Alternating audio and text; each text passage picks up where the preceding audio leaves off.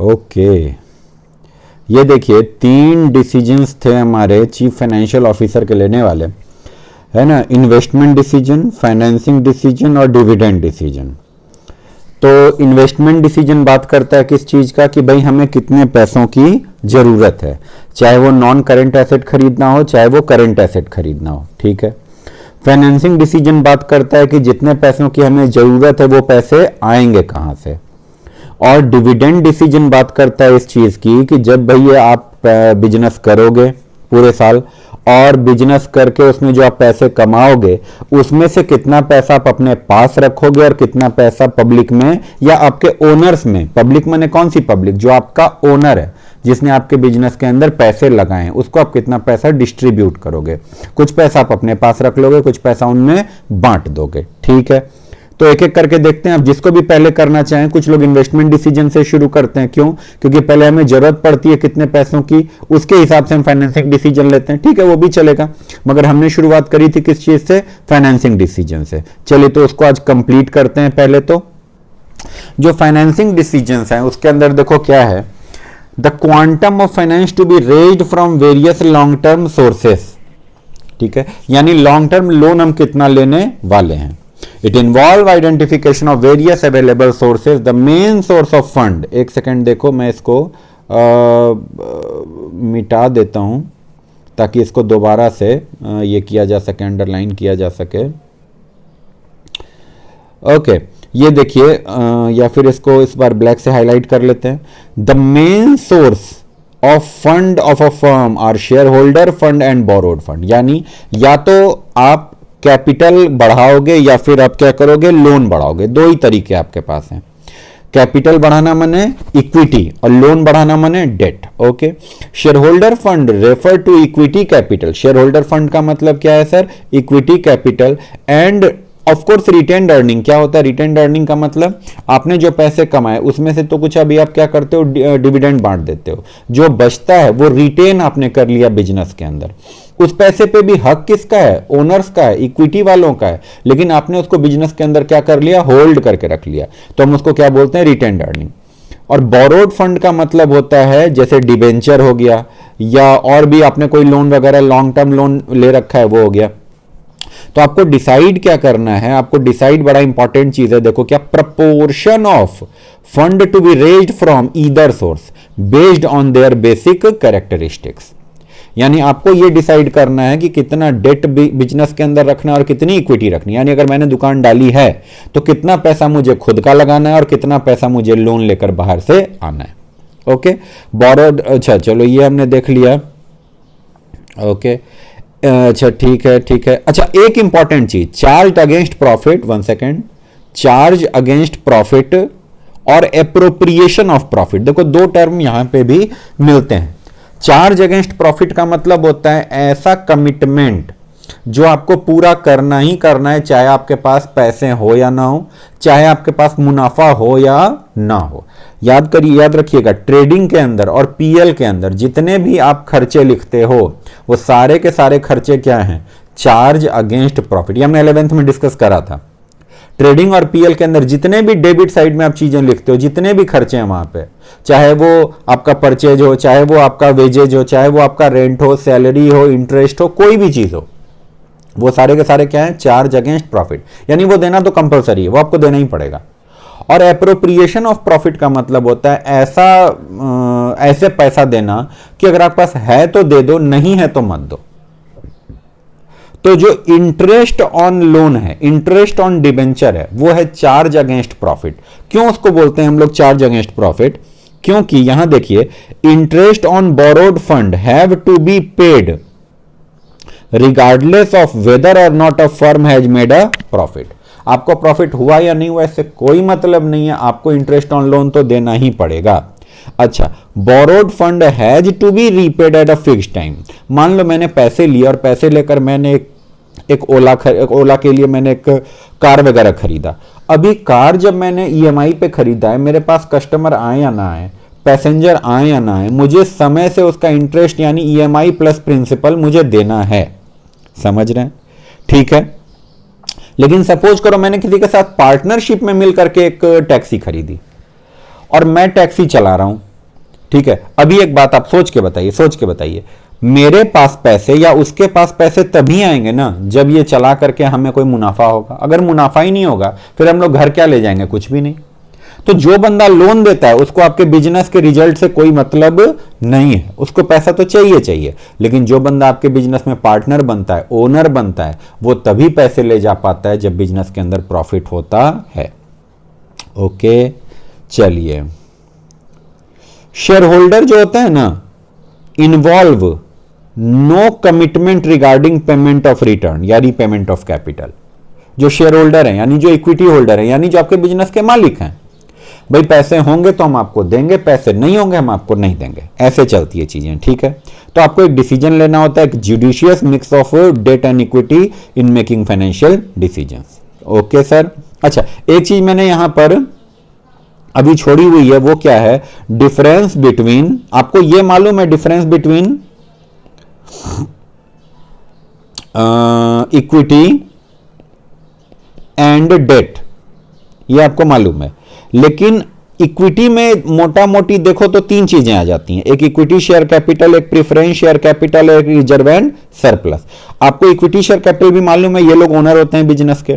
आपको reserve and surplus भी मालूम है कि ये वो पैसा है भाई कि बिजनेस के अंदर आपने मुनाफा कमा लिया और अभी आप मुनाफे का कुछ हिस्सा रखना चाह रहे हो, तो जो पैसा आप रिटेन करके रख लेते हो वो रिजर्व एंड सरप्लस। ठीक है, लेकिन आपको अभी ये नहीं मालूम प्रेफरेंस शेयर कैपिटल क्या होता है, तो इसको भी हम लोग पेंडिंग में रख रहे हैं, यानी difference between equity share capital and preference share capital, ये चीज अभी हमने पेंडिंग डाली हुई है। क्योंकि ये चीज हम लोग कहां पे पढ़ लेंगे, ये हम पढ़ सकते हैं अकाउंट्स के अंदर, जहां पे आपका कंपनी अकाउंट चलता है वहां पे हम लोग इस चीज को पढ़ सकते हैं। तो यहां पे नेसेसरी इस पे टाइम देने का कोई ज्यादा फायदा नहीं है। चलिए आगे बढ़े हम लोग, पहले फाइनेंशियल डिसीजन को आज कंप्लीट कर लेते हैं। ओके, यहाँ पे बहुत सारी चीजें हैं, ये सब आप जानते हो, सब आपका पढ़ा हुआ है। फैक्टर्स अफेक्टिंग फाइनेंसिंग डिसीजन, ये देखो क्या फाइनेंशियल डिसीजन के लिए क्या क्या फैक्टर्स हैं। पहला, सबसे पहला अगलों ने क्या बोला, कॉस्ट। कॉस्ट का मतलब क्या होता है भाई कि अगर आप डेट लोगे तो उसका कॉस्ट अलग पड़ेगा, इक्विटी लोगे तो उसका कॉस्ट अलग पड़ेगा। तो आपको क्या करना चाहिए, जहां से कॉस्ट आपका चीपर पॉसिबल हो, चीपेस्ट पॉसिबल हो, वहां से आप जाकर के दे देखो। अ प्रूडेंट माने समझदार, अ prudent financial manager would normally opt for a source which is the cheapest, जो सबसे सस्ता पड़ता है वहां से माल उठा लो।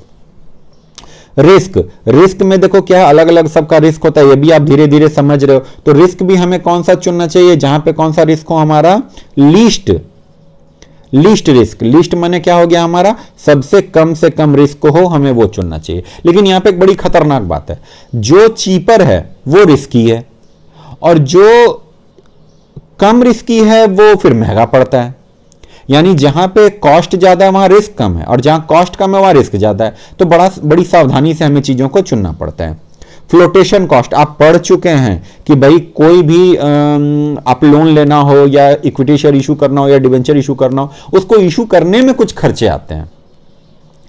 ठीक है, तो लोन लेना जनरली सस्ता पड़ता है, क्यों, आप उठ के गए बैंक जाकर के लोन ले लिया। लेकिन डिवेंचर इशू करना, शेयर इशू करना महंगा पड़ता है, क्योंकि उसमें बहुत प्रोसेस इन्वॉल्व है, प्रोस्पेक्टस इशू करना और ढेर सारे फाइनेंशियल जो एक्सपर्ट्स हैं उसको इन्वॉल्व करना, तो वो एक लंबा प्रोसेस है, उसमें पैसे लगते हैं। तो वहां फ्लोटेशन कॉस्ट क्या होता है, ज्यादा होता है। ठीक है, वो भी आप ध्यान में रखोगे। ये सब वो चीजें हैं जो आपको ध्यान में रखना है। ये देखो क्या अगलों ने बोला है, इंपॉर्टेंट फैक्टर्स जो आपको ध्यान में रखना है, factors affecting financing decisions. Okay, चौथा देखिए क्या हमने बोला यहां पे, डी पॉइंट क्या कहता है, ये रहा कैश फ्लो पोजीशन, ये भी आप पढ़ चुके हो। अगर आपके बिजनेस में प्रॉपरली कैश आ रहा है समय समय पे तो डेट लेने में कोई ऐतराज नहीं है। और अगर बिजनेस ऐसा है कि आज तो कैश आया कल का पता नहीं, तो बेहतर है भैया लोन वोन मत लो, अपने पैसों से काम करो। ओके, अब आप सारी चीजें पढ़ चुके हो, अब आपको बस उसको क्या करना है कि एक बार देखते चलना है, बस जस्ट गो थ्रू करना है।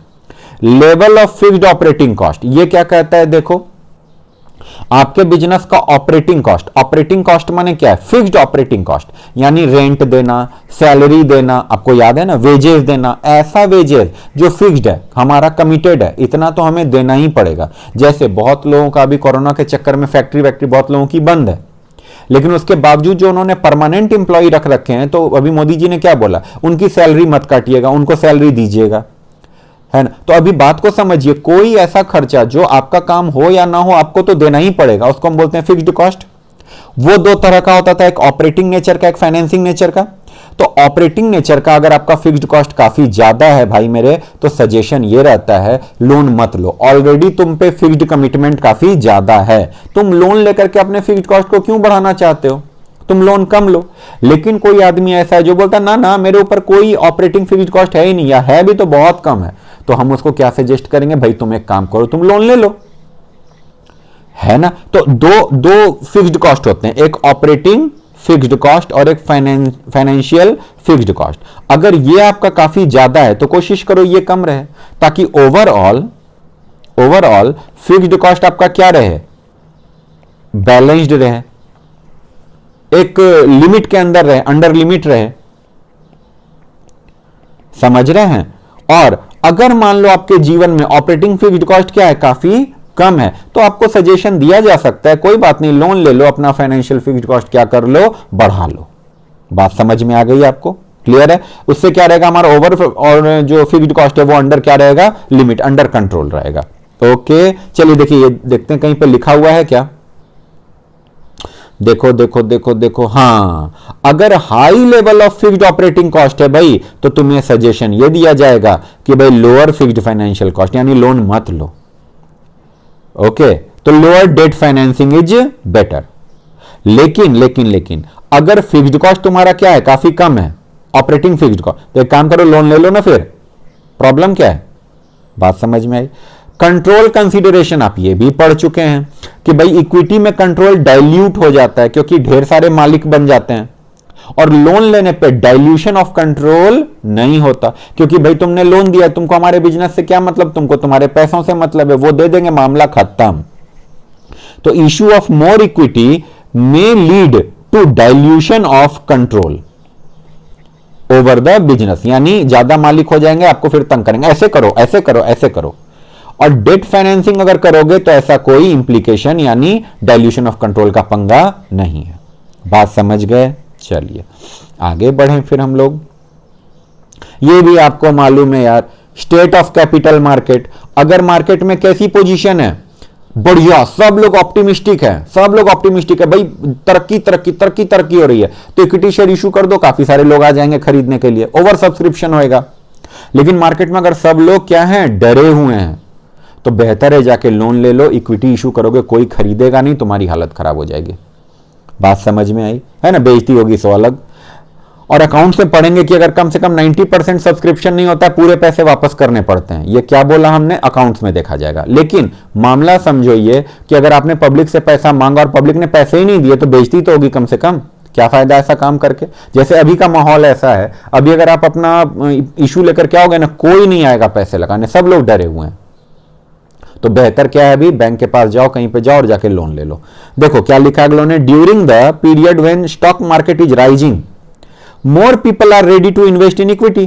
तो एक काम करो, फटाफट से तुम भी इशू कर दो, लोगों से पैसे ले लो।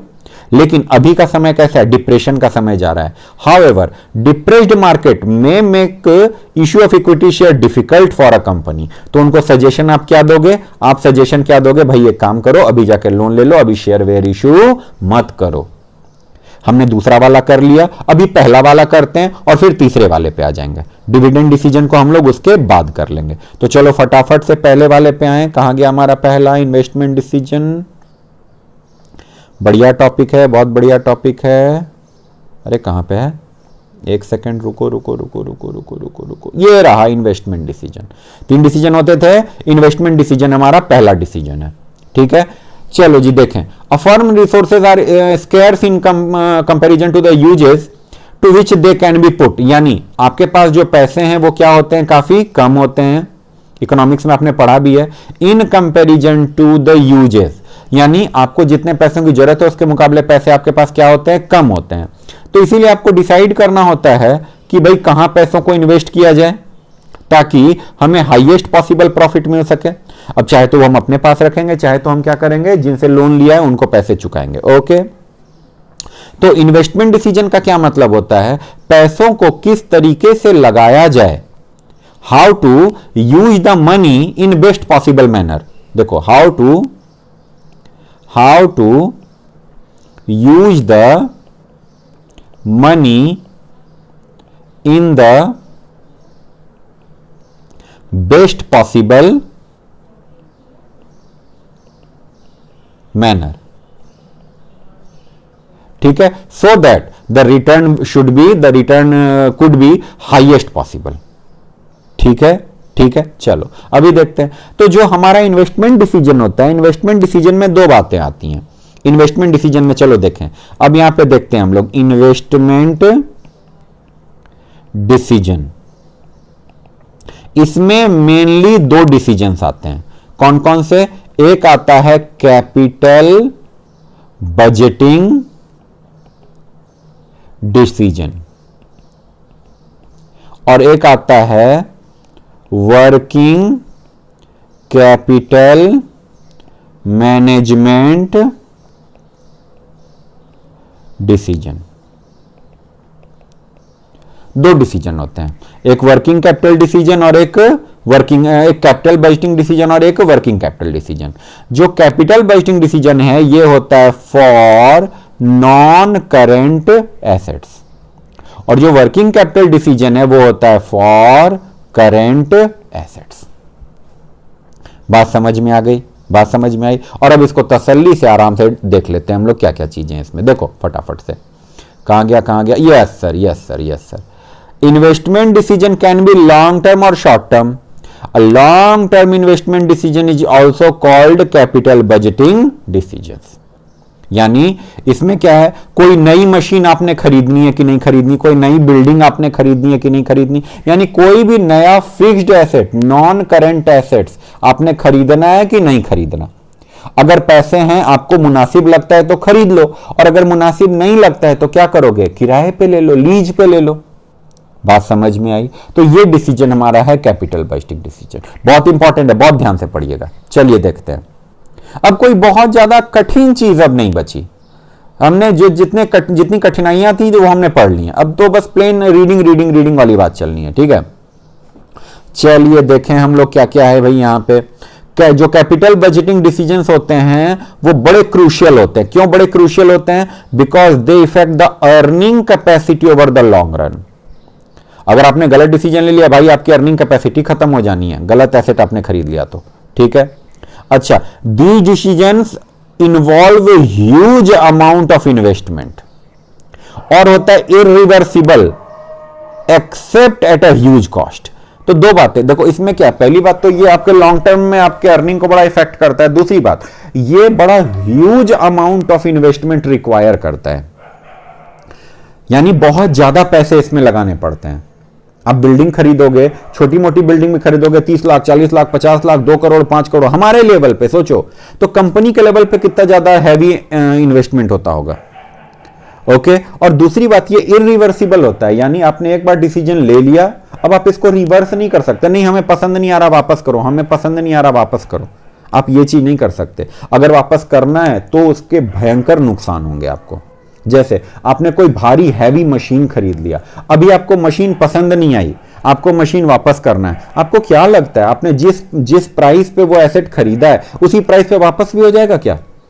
सर उसमें ह्यूज नुकसान आपको होगा। तो यहां पे अगलों ने देखो क्या बोला है कि ये क्या होता है, irreversible accept at a huge cost. यानी नॉर्मली इरिवर्सिबल है लेकिन आपको फिर भी रिवर्स करना है तो आपको हैवी कॉस्ट पे करना पड़ेगा। ठीक है, therefore once made it is often almost impossible for a business to wiggle out of such decision। यानी आप एक बार डिसीजन ले लोगे तो इससे फिर बाहर नहीं निकल सकते।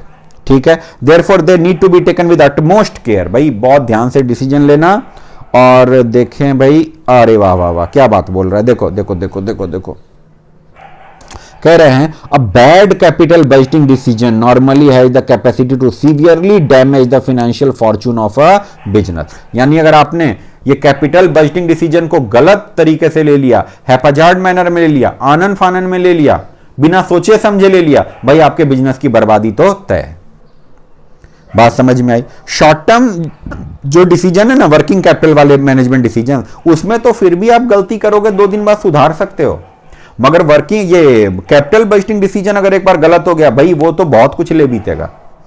बात समझ में आई? ठीक है, चलिए अच्छा, अब हम दूसरा चीज देखने जा रहे हैं भाई, ये शॉर्ट टर्म इन्वेस्टमेंट डिसीजन यानी जिसको हम लोग बोलते हैं वर्किंग कैपिटल मैनेजमेंट डिसीजन, ये क्या है भाई? ये है concerned with the decision about the level of cash, inventory and debtor. कितना कैश हम अपने पास रखेंगे। आप याद करो, आपने बैलेंस शीट बनाया था, बैलेंस शीट में करंट एसेट में आपने क्या क्या लिखा था? कैश, स्टॉक, प्रीपेड एक्सपेंसेस, है ना, डेटर्स, बिल्स रिसीवेबल। तो ये चीजें हमें कितनी रखनी है, कितना कम या कितना ज्यादा, ये डिसीजन हमें कौन करके देता है? Working capital management decisions. बात समझ गए? These decisions have affect the day-to-day working of a business. These affect the liquidity as well as profitability of a business. ये लिक्विडिटी और प्रॉफिटेबिलिटी बताता है। चलिए ठीक है भाई, इसको देखते हैं, फिर आगे देखेंगे। और चलो, एक सुंदर सा पॉइंट हमारे पास है, factors affecting capital budgeting decision. Capital budgeting decision के लिए हमें किन किन बातों को ध्यान में रखना है, फटाफट से पढ़िए, बहुत बहुत सिंपल है, आराम से आपको समझ में आने वाली चीजें। There are certain factors which affect capital budgeting decision. यानी भाई तुम्हें कोई, देखो ध्यान से सुनो और समझो। मान लो मैंने वही पतंजलि मेगा स्टोर खोल लिया, अभी कहां खोला, कहां? किसी बिल्डिंग में, किसी प्रीमाइसेस में। अभी वो बिल्डिंग दो तरीके से मेरे जीवन में आ सकती है, या तो मैं खरीद लूं या मैं किराए पे ले लूं। ये डिसीजन है कैपिटल बजटिंग डिसीजन। क्या आप मेरी बात को समझ रहे हैं? उस पतंजलि मेगा स्टोर के अंदर मैंने एसी लगवाए, एसी मेरे पास कहां से आएंगे? सर एसी भी दो तरीके से आ सकते हैं, या तो आप एसी खरीद लो, या आजकल तो एसी वगैरह भी, फर्नीचर वगैरह भी किराए पे मिलने लगे हैं, आप किराए पे ले सकते हो। बात को समझ रहे हैं? मुझे व्हीकल की जरूरत है, गाड़ियों की जरूरत है डिलीवरी वगैरह के लिए, दो तरीकों से आ सकता है, या तो हम खरीद लें उसको, या फिर हम उसको भी किराए पे ले लें। तो कैपिटल बजटिंग डिसीजन का मतलब होता है कितना एसेट खरीदेंगे, कोई एसेट हम खरीदेंगे या नहीं खरीदेंगे, खरीदेंगे या किराए पे ले लेंगे, आज खरीदेंगे या 4 साल बाद खरीदेंगे, सारी चीजें, ये सब किस में आता है भाई? कैपिटल बजटिंग में। ठीक है, बात को समझ रहे हैं? और बड़ा बढ़िया खतरनाक सा टॉपिक है ये, बहुत ही प्यारा और बहुत ही खतरनाक, क्योंकि सीए के बच्चों के नाक में दम करके रखता है ये टॉपिक। सीए, सीएस, सीएमए के बच्चों के नाक में दम हुआ रहता है, सीए इंटर हो चाहे सीए फाइनल हो, कैपिटल बजटिंग बोल के उनके पास टॉपिक होता है फाइनेंशियल मैनेजमेंट और एसएफएम के अंदर, और सब परेशान रहते हैं। इसीलिए भाई पढ़ लो, बड़ी अच्छी चीज है, पढ़ लो। तो देखिए, अब हम लोग देखते हैं यहां पे कि भाई हम लोग किन किन बातों को ध्यान में रखेंगे। सबसे पहले ये देखते हैं cash flow of the project. Suppose करो हम कोई प्रोजेक्ट लगाना चाहते हैं, प्रोजेक्ट में, प्रोजेक्ट का मतलब यहां पे कोई मशीन भी हो सकता है, प्रोजेक्ट का मतलब कोई बिल्डिंग भी हो सकती है। मान लो मैं यहां प्रोजेक्ट का मतलब लेता हूं एक मशीन।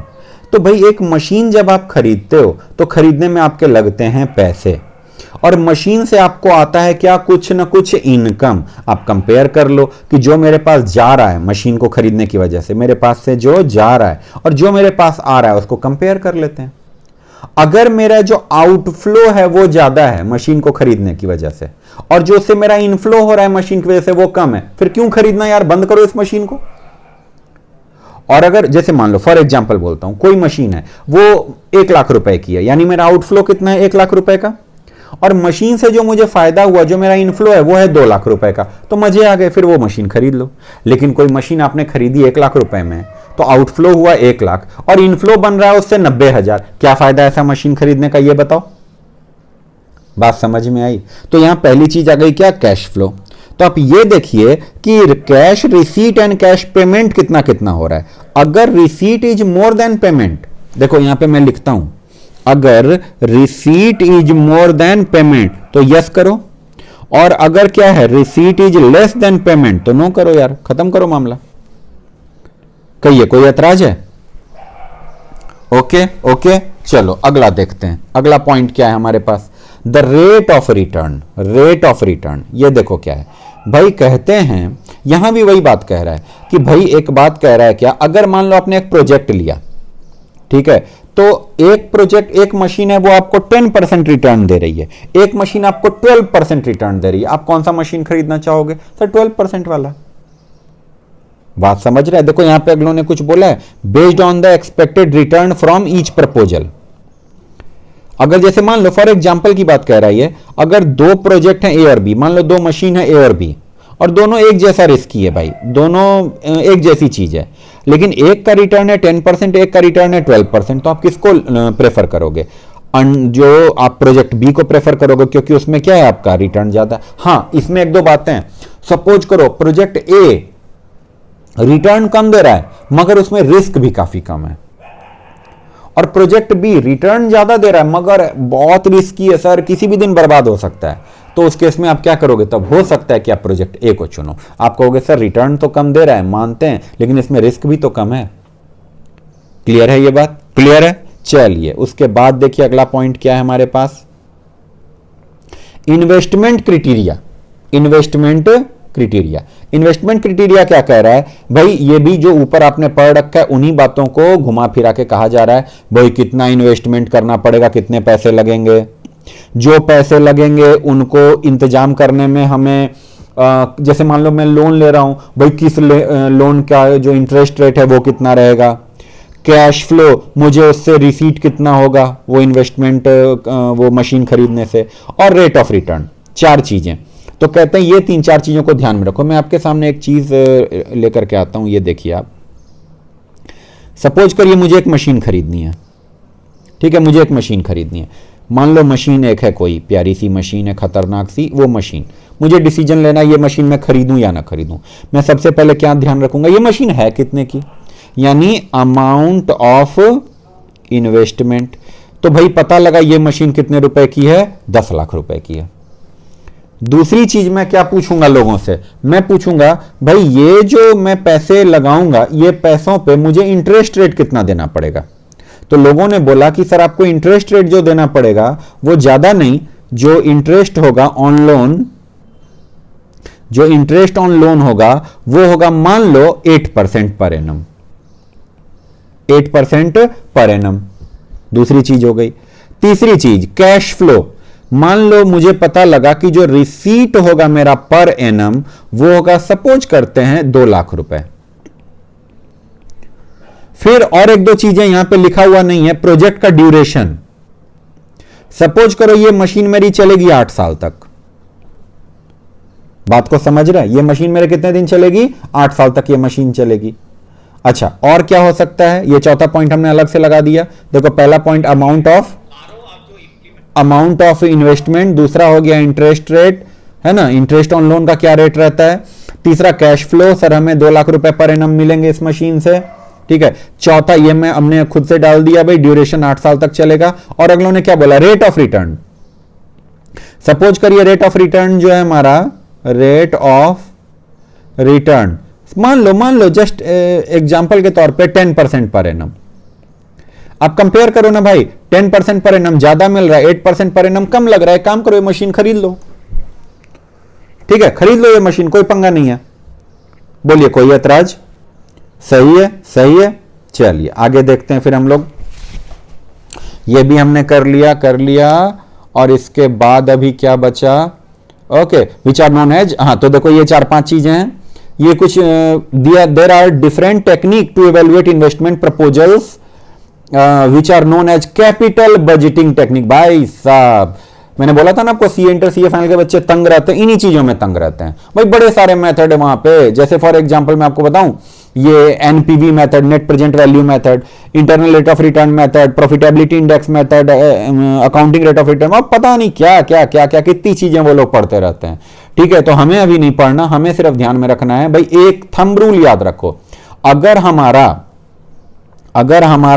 इनफ्लो माने, इनफ्लो को आप बोल सकते दूसरे शब्दों में रिसीट, अगर मेरा ग्रेटर है किस चीज से, आउटफ्लो से, आउटफ्लो माने आप क्या बोल सकते हो, हमारा पेमेंट, तो देन आप क्या करो, देन एक्सेप्ट द प्रपोजल।